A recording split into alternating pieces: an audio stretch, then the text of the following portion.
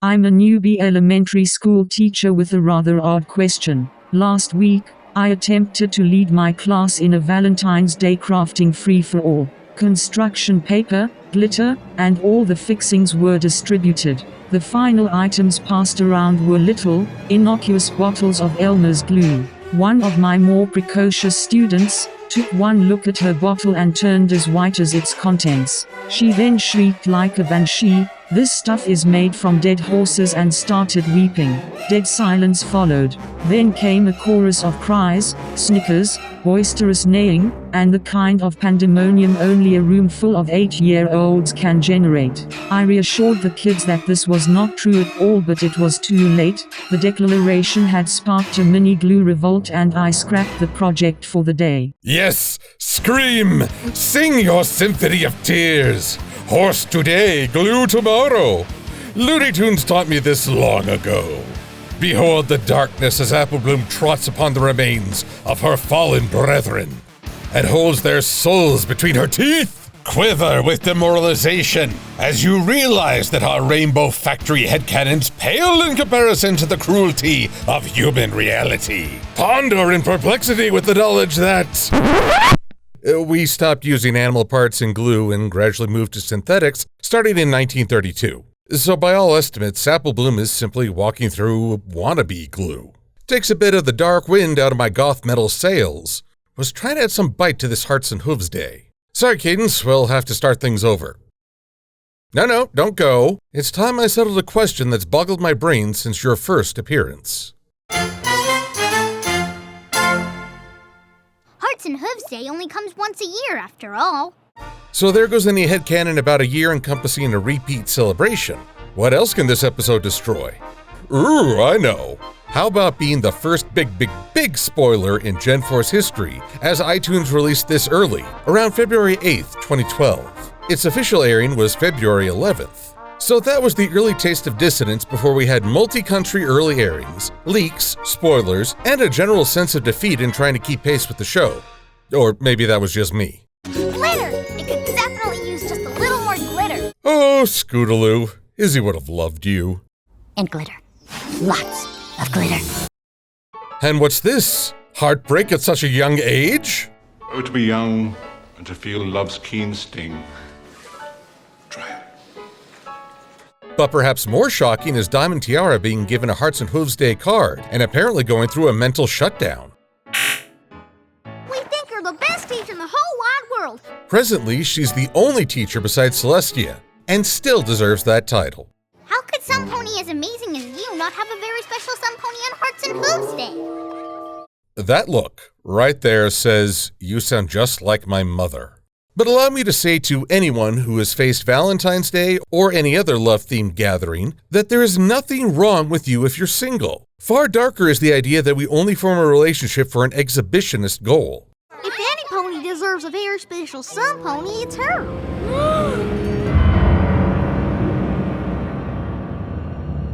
So the girls have a goal of hooking Shirley up, leading to a rather epic high hoof. Let's go, Ghostbusters! But such is mere prelude to a rather famous song with lots of introductions, including Button Mash's first debut, confirmation of mortality, and possible hints of pony Christianity, coulrophobia, and a ship for caramel, which will come to a tragic end in Season 3.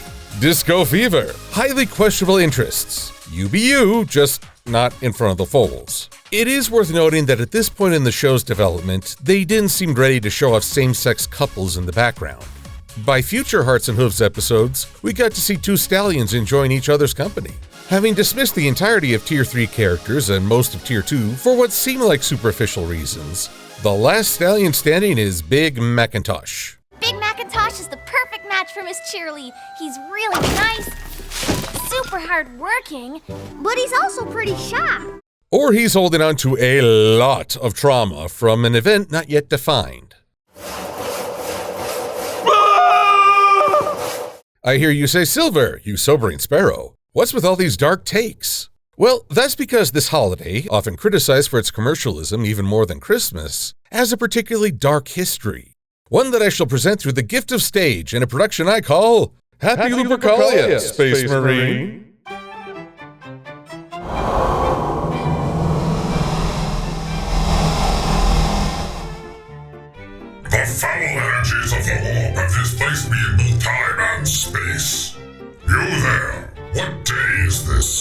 What year? Why, it's the tail end of the 5th century, Armored Warrior. You have arrived on the finest day of them all, the celebration of Lupercalia. Lupercal? Yeah? Yes, a festive day of celebration and revelry. It's lost a bit of popularity, what with the Roman Empire's conversion to Christianity, but there's still a strong following. I assume that following is the gathering of nudists over yonder?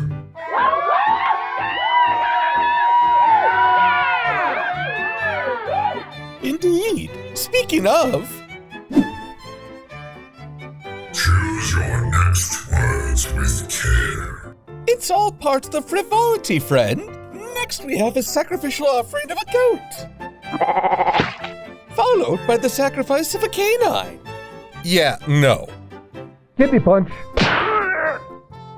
My show, my choice. No dog sacrifices this day. Come on, Puppo. I think that was the Lord of Change from the Chaos God Zinch.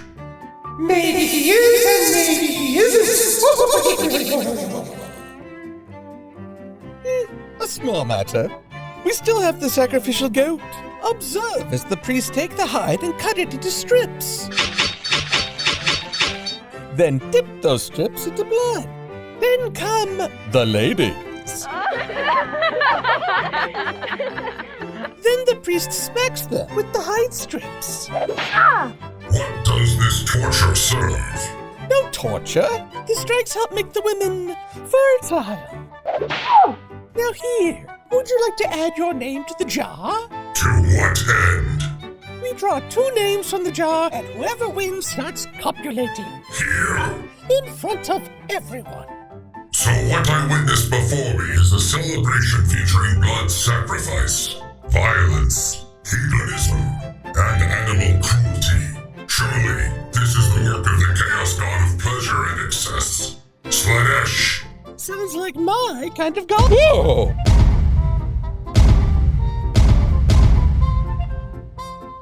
Right then, you are all deemed guilty and in sore need of exterminatus. If you could all line up once more so that I might end your heresy with a single bolt around, that would be most efficient. Hold, armored stranger. Who dares order me thus? I am Pope Galasius. By my decree, the celebration of Lupercalia is hereby outlawed. Now, all of you, put some clothes on.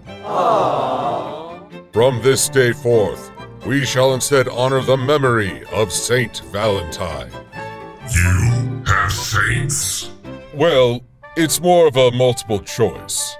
Our Emperor, Claudius II, did order the deaths of 2 priests known as Valentine on February the 14th. Not in the same year, of course. Pansy. One Valentine defied an imperial edict and married soldiers to women in secret. He was beaten and beheaded for his defiance. Another was already slated for execution and fell in love with one of his caretakers. His final letter to her before the end was signed, "From your Valentine."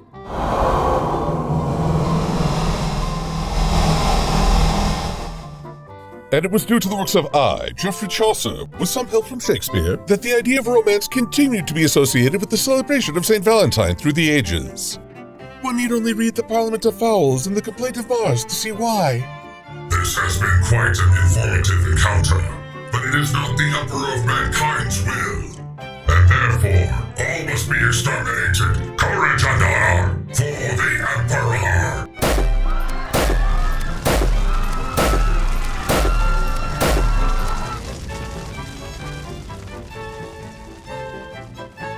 And that's why I'm in such a dark mood.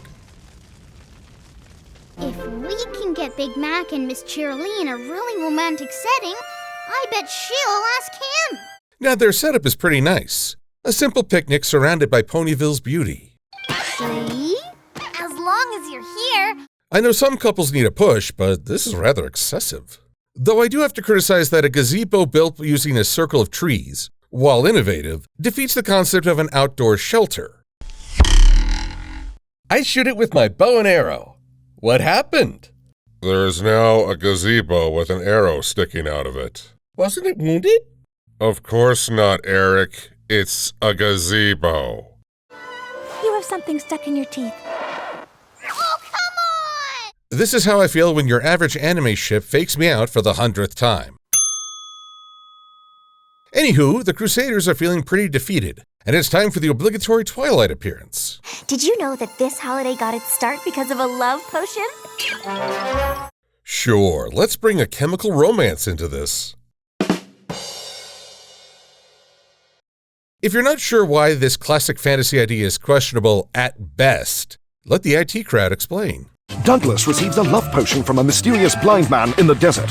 But when Douglas drinks the concoction by mistake, which turns out to be rohypnol, an enraged Jen embarks on a lengthy legal process using brilliant lawyer John Rurton, a friend of her auntie's. The funny thing is that the mythical love potions of ages past aren't much better. Take A Midsummer Night's Dream, for example, where even the queen of the fairy folk is humiliated by falling in love with the ass-headed bottom. Love the play on words there, Shakespeare.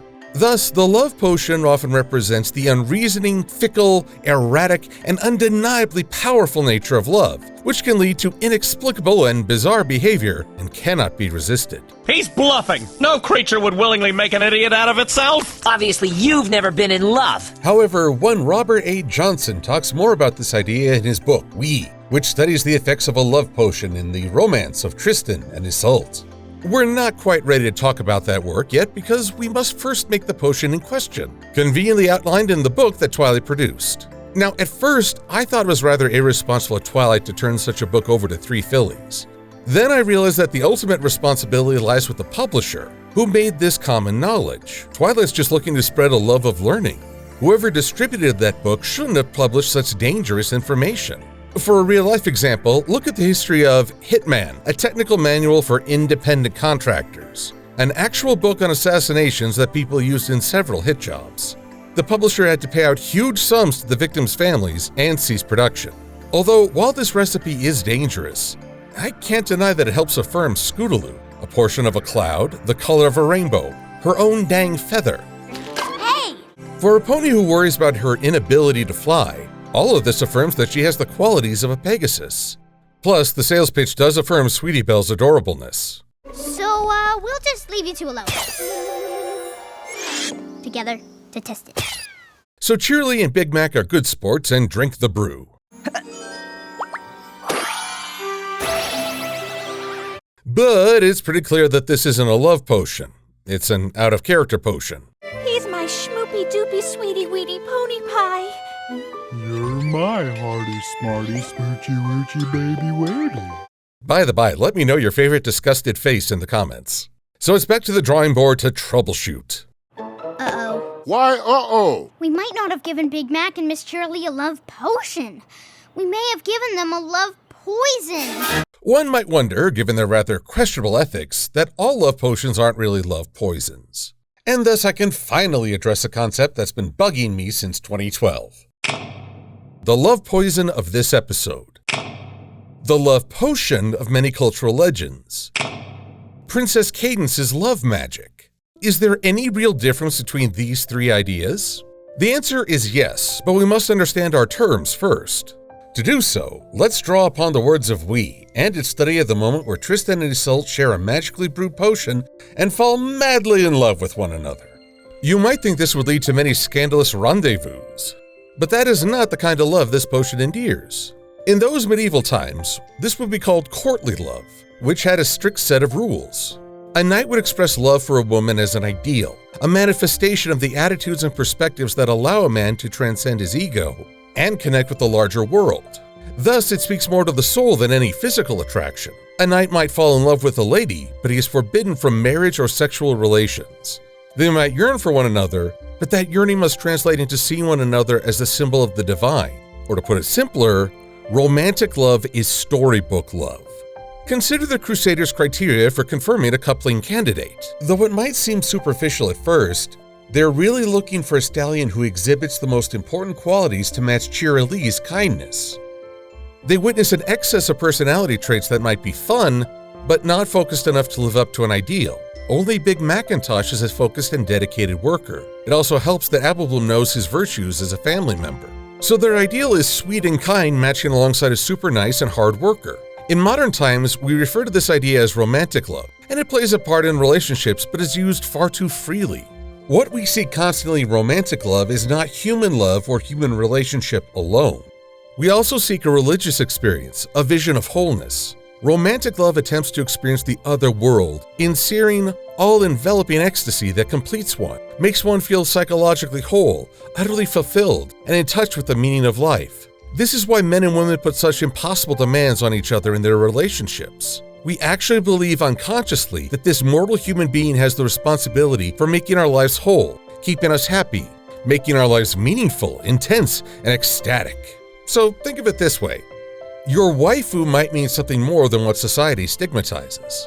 Just don't sabotage yourself by looking for an idealized love and failing to see a real person in front of you.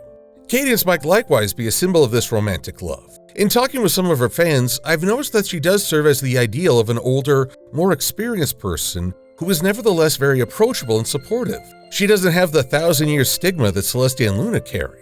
Her domain, however, is not just limited to the ideals of romantic love. We saw in A Canterlot Wedding that she's able to diffuse a very material-based argument, not by making either partner seem divine, but instead rekindling an appreciation for their quirks. Oh, sweetie. You just did that thing. Now don't get me wrong, I'm still not a fan of a spell or potion that influences a person's mind without their permission. I will acknowledge that Cadence does so out of a genuine desire to help and is without malice. She's trying to help them fall back in love, real love, the kind that accepts a partner's quirks or shortcomings and realizes that there's a reason to work through it. It's couples that are truly right for each other wade through the same crap as everybody else, but the big difference is they don't let it take them down. Which brings us to the love poison. It neither propels a couple into romantic love, nor inspires the work required for relationship love. It's the idea of being in love with the thought of being in love. The other person does not matter. They're just your special someone. You're not compelled to grow or see beyond yourself because you have your special someone. If anything, this poison diminishes your view, as Sweetie Belle recounts. Apparently it was all because the prince and princess were so lost in each other's eyes that they couldn't perform their royal duties. So it's a poison in that it actually removes any sense of self, any genuine appreciation for the other, and becomes inherently narcissistic. It also drives Apple Bloom into panic mode. Ponyville will be overrun with uneducated little ponies starving for apples. Oh, it'll be chaos, it'll be chaos! I could watch this all day. Having gone on quite the tangents about Valentine's Day history and the differences between cadence and magical concoctions, I'll try to keep this part brief. This episode is a strong example of the Crusaders' dynamic. There's no leader to this group. Rather, each filly excels in a specific role. Scootaloo was the point on gathering physical ingredients because she's the most athletic of the group. Sweetie Belle's intelligence oversaw the brewing, setting up the situations to get Big Mac and Shirley together, and figures out the plan to break the curse. There's an antidote! Well, why didn't you say so? Didn't you see me getting all panicked back there? Now that things are going wrong, it's Apple Bloom, the most emotional of the group, who emphasizes the urgency. By giving each character a chance to excel, the overall structure of body, mind, and heart comes together to create a well-balanced team. A team that quickly realizes that they can undo the spell if they keep the two poison ponies away for just an hour. They certainly find the right venue in getting each pony to prepare for a fake wedding. I'm running out of ways to make diamonds sound bad. I bet she enjoyed that more than trying to slow down a powerhouse like Big Mac. If he really turns his brain off, dude probably could move a mountain. It's amazing of how many life's problems can be solved with a pit.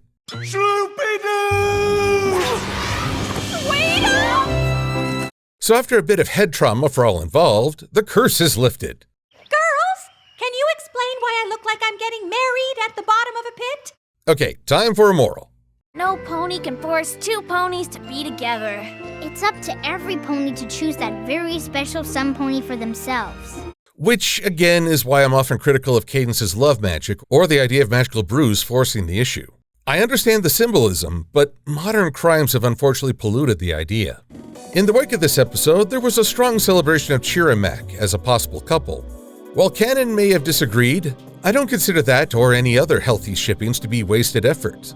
Within the realms of stories, we can explore both the idea of love and explore what we most value. Very often, the presentation of a ship helps offer an idea of what people prioritize. Though I should save that for a later date. This episode itself is a lot of fun. The lovey-dovey talk is proper and intentionally cringe, but it's a fun outing for the two characters that didn't get a lot of spotlight early on. It also shows the best dynamics of the Crusaders and helps flesh them out as a team. And I can't deny that it spurred me to a better understanding of the presentation of love within our culture and cultures past. Now, if you'll pardon me, I need some alone time. Tubs of jelly aren't my thing, but a bath in chocolate sounds just divine.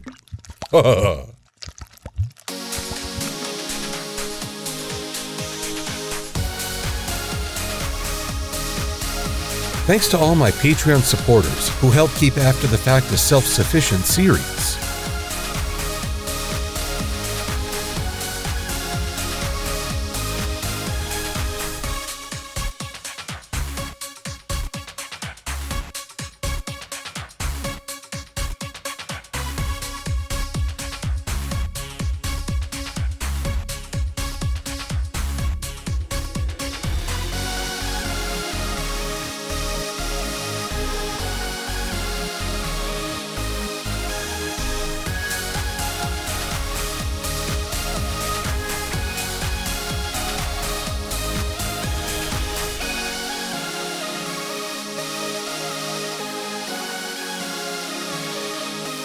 I'm Silver-Quill. Thanks for watching.